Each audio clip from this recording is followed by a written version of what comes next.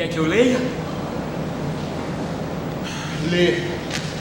Mas lê logo, senão daqui a pouco não tem ninguém na praça.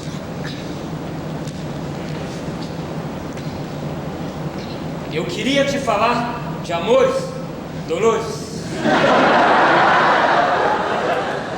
Mas meus lábios não são tão doces, Dolores.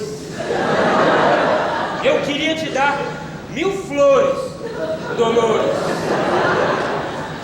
Mas não há no meu jardim flores de cores, Dolores. Eu quero que sejas minha rainha. Te seguirei onde fores, Dolores.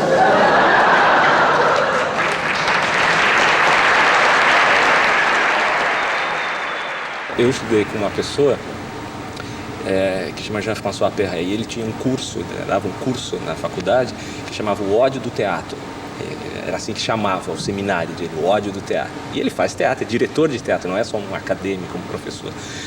E ele discutia aí, uma das coisas que se discutia nesse seminário é essa busca do teatro canibalizando os textos não teatrais para transformar isso, para talvez fugir de uma certa tradição congelada ou engessada de teatro. Os leilões eram extremamente concorridos. Vinham muitas mulheres de outros bairros. Enchiam a velha sala.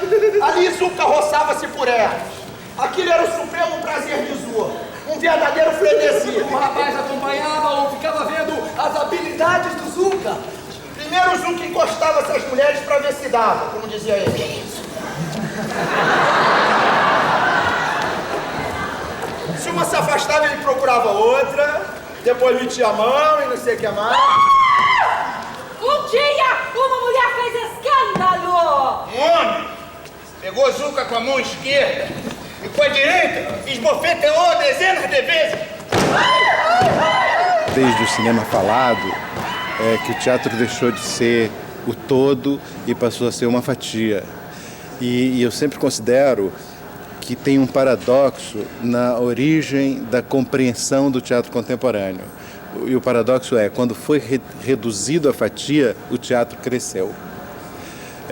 O que é reduzido a fatia sempre é menor do que o todo. E, portanto, o paradoxo seria esse, de que menor que o todo, reduzido a um pedaço do todo, pois agora a representação dramática pode ser feita no cinema com tais e quais características, ou na televisão com tantas outras características. Quando foi reduzido a parcela, portanto, o teatro cresce, se amplia. E se amplia porque começa a explorar profundamente os seus recursos, as suas possibilidades. Bem, houve uma tarde que Leduc lhe pediu para irem ver o mar. La mer, on va danser, les longs et nos frères, à de fleurs, la mer. Foram ver o mar. Depois Leduc lhe pediu para ir comprar fumo pro cachimbo.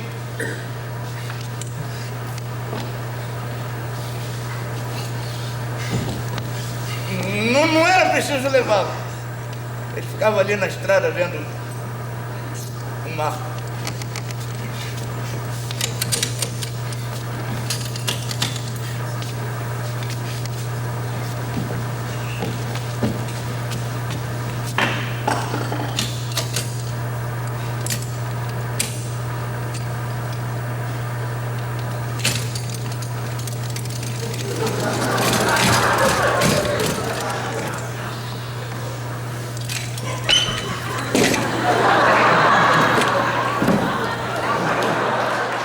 O teatro nasceu narrativo, né? O teatro vem do mito, dessa necessidade de contar histórias, ele é narrativo. Vez por outra se consagra mais o dramático, como esse desejo difícil de se alcançar, mas que é maravilhoso, é luxuoso, e todo mundo gosta do dramático, né? Quando a gente está diante de uma boa realização dramática, aquilo toma você completamente. A gente, de novo, chega nesse tema do teatro, do ator-narrador. O ator que ele é, ao mesmo tempo, boneco e bonequeiro. o ator que é ao mesmo tempo o títere e o titireteiro. Ele ao mesmo tempo é o personagem e o que mostra o personagem. Diria assim, às vezes resumo isso dizendo que a diferença do ator no teatro para o ator no cinema, mais especialmente, é que no cinema o ator vive e a câmera mostra. E no teatro o ator vive e mostra. Essa podia ser uma das formas de falar no ator-narrador. O ator que vive e mostra, diferentemente do cinema, em que o ator vive e a câmera mostra. O ator faz as duas coisas. Então, o ator-narrador deveria estar em todos os teatros, em todos os espetáculos de teatro vivo. Esse caso, o caso do Moleiro, é um caso de exacerbação, de levar às últimas consequências, levar mesmo ao paroxismo essa experiência, levar essa experiência até o limite extremo, porque o ator está ao mesmo tempo vivendo e narrando. A gente não separa as duas coisas. O ator do Moleiro, o ator do romance em cena, ele representa em primeira pessoa, atua em primeira pessoa, mas ele fala em terceira. Ele diz assim, Zuca foi o primeiro, e já sendo o Zuca, o rapaz não podia ouvir o barulho de garrafas quebrando, e ele vive o rapaz não podendo ouvir o barulho de garrafas quebrando, que lembra o pai dele, que chegava bêbado em casa e jogava boliche com garrafas vazias. E isso marcou, ele não quer ouvir. Ele diz isso e vive isso. Sentava-se à porta da loja, muito cuidadoso com o vinco das calças. Tirava a gaita de bolso e tocava de cor todos os tangos.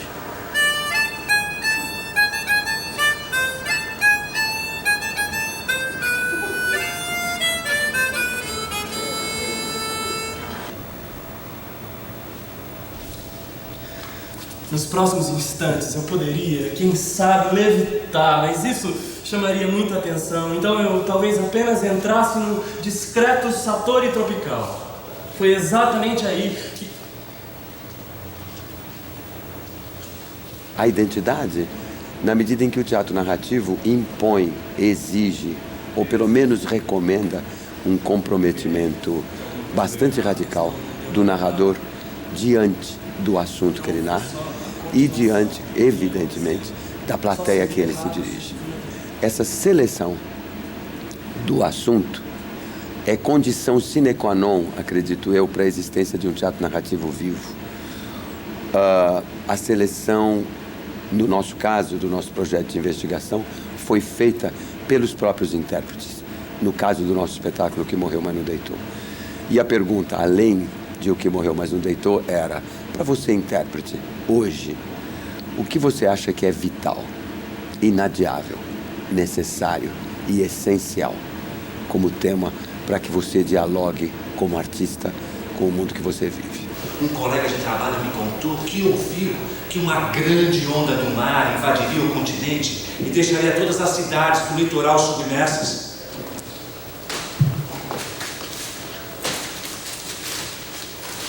A Terra vai esquentando pouco a pouco, ano após ano, quase sem que a gente perceba. Um dia, de repente, blocos gigantescos se despregam dos icebergs. O impacto deles na água tão forte provoca ondas inimaginavelmente grandes. Talvez aquele fosse o dia da grande onda. O teatro narrativo para o ator, ele traz um desafio, porque ao pé da letra, ali na hora, quem está narrando não tem personagem, não tem nada, é o ator. A brincadeira, a regra do jogo era trazer um texto precioso para o ator, uma coisa que você queria dizer para o mundo agora, tem uma urgência, um presente, um lado artístico e de depoimento muito forte que eu não tinha vivido na minha vida até aí, porque a gente vai entrando em elencos e trabalhando em sonhos dos outros também. E aqui não, quando foi colocado para mim, escolhe um texto, o que você quer dizer para o mundo? Pô, isso aqui faz um... O que eu vou escolher, né? O que é importante para mim? Eu fiquei quase um mês, assim, viajando em um texto, outro texto. Os seus olhos tentaculares foram aos poucos observando e identificando seres similares a ele.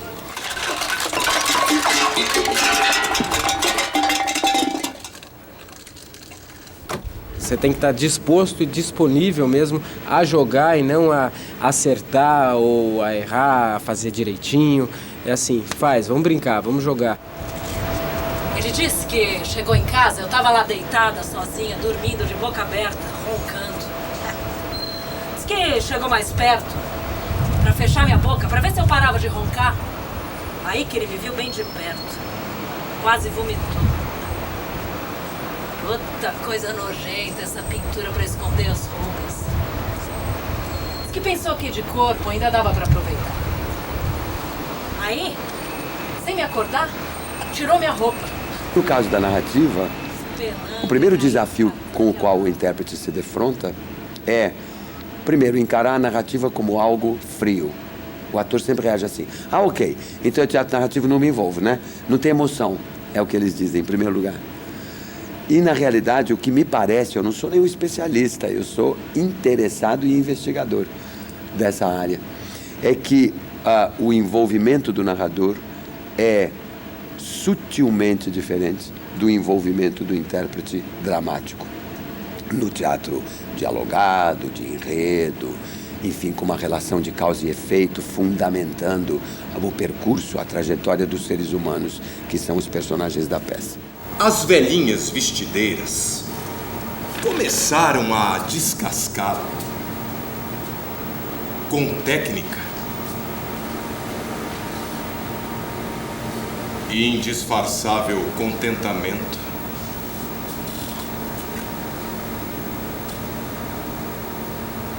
Quanta virtude, meu amor! Ah, quem já viu, já conhece. Ah, e quem nunca viu, não sabe o que é. Veste essa mortalha, quem mandou foi Deus, quem mandou vestir foi a mãe de Deus. O interessante no ator narrador é que o envolvimento dele é tão candente quanto o envolvimento do chamado teatro psicológico, só que ele não exige do intérprete que ele reviva uma experiência ao, digamos, representar um narrador, mas que o envolvimento seja fundamentado no aqui e agora do seu encontro com a plateia. Evidentemente, fundamentado na memória.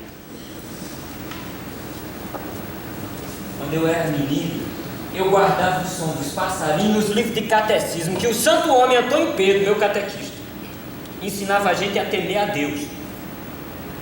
Temer a Deus, aí. Mal sabia ele que Deus já vivia de fazer folia no meu quintal. Uma característica da narrativa é essa força da memória. Então, eu vi alguma coisa e eu preciso dizer a você. Integro uma história na coletividade, através do meu depoimento. Então, o ator-narrador, ele tem essa força, ele se coloca mais como indivíduo, mesmo que esse indivíduo seja uma máscara. E isso também, acho que acentua essa força política, né, de um diálogo entre mim e você, direto. Evidentemente que, como toda obra de arte, há uma elaboração, é um artifício, é artificial, é um discurso estético, elaborado, programado, mas essa elaboração é um agente libertador para que o intérprete vivencie da forma mais integral possível a sua experiência no aqui e agora, na relação direta com o espectador, sem a quarta parede, sem o limite entre palco e plateia, e numa relação também interessantíssima, porque a vida do teatro narrativo, repleto de imagens, depende substancialmente da participação ativa do espectador. E é lindo porque não é uma participação ativa baseada em movimento físico, deslocamento, né? Mas a imagem que é sugerida, desenhada pelo intérprete, só é completada se há uma participação ativa do espectador. Ou seja, acho que a gente pode dizer que a imagem ganha vida entre o intérprete e o público, num espaço intermediário, que é um espaço muito caro à arte contemporânea, né? O entre, esse universo dos intertextos, por exemplo, né? Das entrelinhas, ou dessa vida que existe no intervalo, né? Quando a arte contemporânea fala muito da fisicalidade do vazio, Isso é muito presente no teatro narrativo, que é deste vácuo entre o intérprete e o espectador que nasce a vida da narrativa.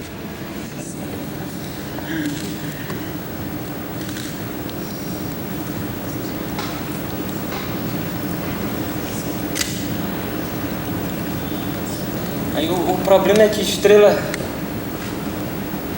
só brilha de noite. Às vezes eu ouço um ator, ou alguém dizer, um crítico dizer, no teatro a grande vantagem é o ator estar ao vivo. Mas se ele não explora essa grande vantagem, eu prefiro ver ele no cinema.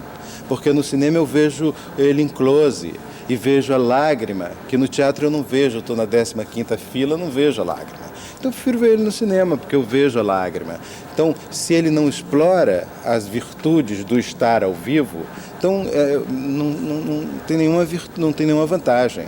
As pessoas às vezes dizem, mas a grande coisa do teatro é que o ator está ao vivo. Depende, é sim, mas desde que se valha dessa particularidade, que explore essa particularidade, porque estar ao vivo e fazer como se não estivesse, não adianta nada.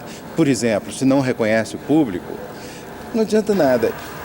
A calça creme, bem vincada, fosse verão, fosse inverno, óculos catitas, muito modernos, sem aros, as lentes levemente azuladas, refletindo estrelinhas quando a luz batia de um certo ângulo.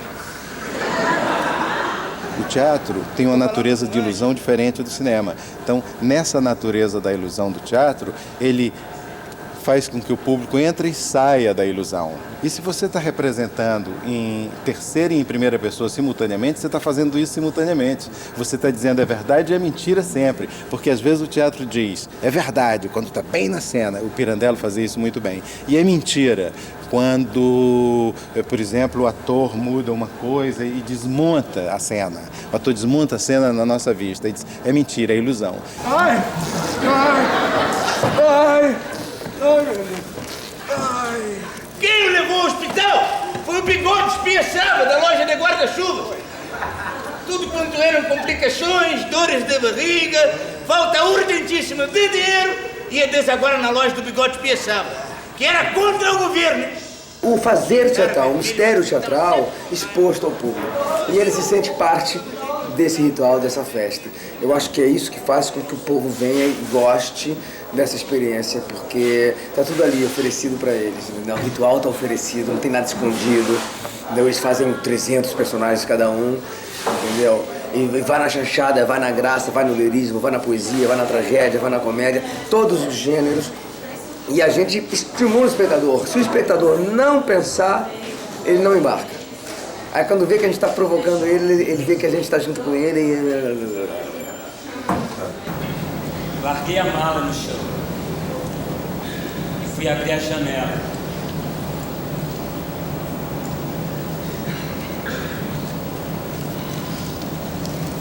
A rua inteira entrou para dentro.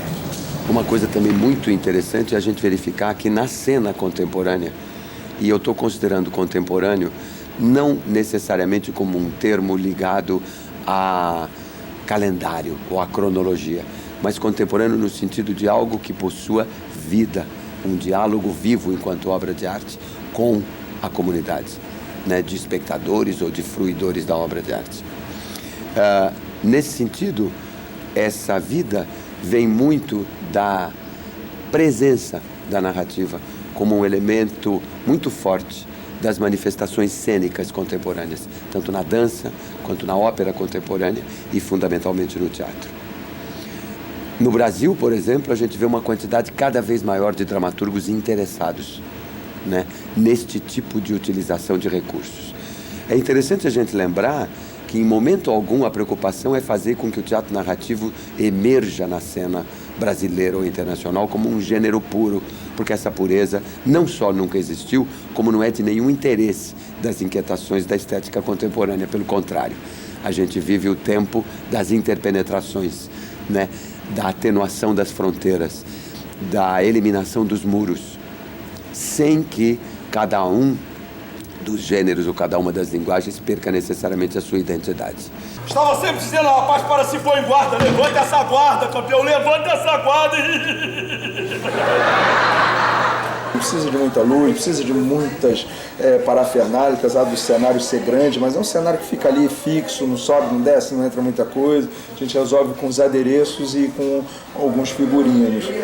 Esse é o teatro que eu gosto, que quando eu vejo eu me encanto, que aí do nada, né, o Domingos Oliveira, um outro mestre que eu tenho, que eu trabalhei também muito, fala isso, que de repente aqui, nesse canto aqui, 2 pessoas podem fazer o melhor teatro do mundo, né? 2 pessoas aqui sozinhas, sem nada, com essa luz aqui chapada, vocês, né, magicamente conseguem realizar um encanto de fazer o melhor teatro que tem. Facções se formavam, a notícia galopava. Nisso, O pato chegou.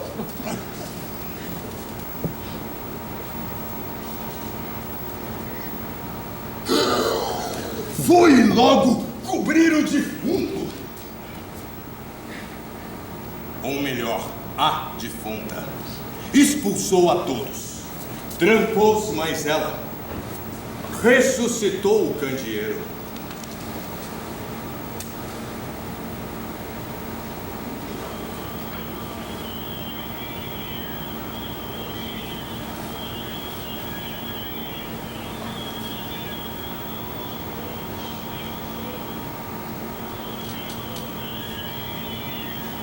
Tomou coragem. Várias vezes. Minha filha. Ponderado começou. Você dormiu com uma mulher. Sem um pouco de pensamento, os teatros estão perdidos. Que é preciso pensar, pensar agora, pensar junto e pôr essa ocupação bem no centro dos nossos belos teatros. Que esses pensamentos devem se erguer sobre o palco. Que os colóquios não são mais suficientes, porque neles se fala sempre entre comparsas, e que agora é preciso se apresentar diante do público, quando é ele nesse debate o principal envolvido, e que então é preciso convocar o pensamento a se mostrar nos palcos, a se expor, ingenuamente, sem frivolidades. A gente aqui revela o palco, por exemplo, né? Não é nada inédito isso que você está fazendo, muita gente faz, mas também é um esforço de mostrar que é um esforço de nudez, assim, né? Assim como tem uma limpidez no texto, tem uma limpidez nos objetos que estão em cena, que são só 2, um é esse que eu estou sentado aqui, que é uma cadeira, tem uma estante de partitura, onde vai o texto, que é o texto da peça. E vocês podem colocar como insert depois, para não ficar mostrando a minha cara, né? E um elipsoidal, um refletor que faz uma personagem, né? E é o teatro nu, né? Revelado, né? Assim como eu posso revelar esse microfone que está aqui embaixo agora, aqui, né? que tá aparecendo, né? E esse é o exercício que a gente faz durante a peça também. É revelar os nossos pequenos segredos teatrais. Então o ator começa em cena, por exemplo, né? Ele começa recebendo o público, ele não está baixando o santo lá no camarim, entendeu? Porque não baixa nenhum santo, né? Ele pode se aquecer, etc., mas tem algo que é mais compartilhado, assim, e mais revelado também, né? Enfim, bom, é isso, já estou falando demais de novo. Oi.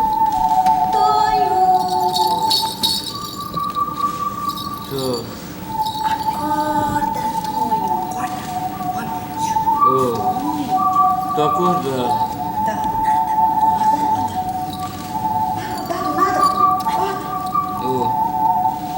Tonho, acorde e vai em busca da terra prometida, Tonho. Terra o quê? Terra prometida. Aquela onde jorra leite e mel. Leite e mel. Eita, boa. Lá onde não se morre de fome, nem de sede, nem tampouco se a vera de morrer de bala, Tonho. Eita, essa é das minhas. Não, Tonho, acorda, Tonho. Vai saber do caminho pra voltar a ensinar teu povo, Tonho? Vão todo aí, Tonho. Tá todo mundo esperando, Tonho. Eu vou já, vai ele que eu vou já. Abre o olho, Tonho. Tonho. Acorda, Tonho. Terra prometida, Tonho. Leite e mel. Leite e mel. Prometida, leite e mel.